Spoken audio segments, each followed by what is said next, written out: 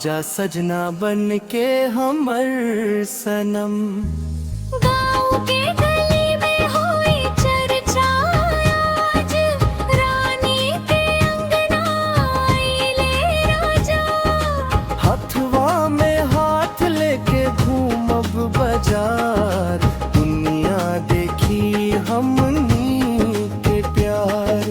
मुस्की तो हार लागे चांद के उजाला, देख के तोहके भड़के दिल निराला। खाए के मन बात खाए के आजा, माल न माल पुआ राजा। तोहरा खातिर सजवनी थरिया, आजा हो जाना कर देरिया। दिलवा के दावत तोहरे नाम बा, आजा हो सजना इंतजार बा।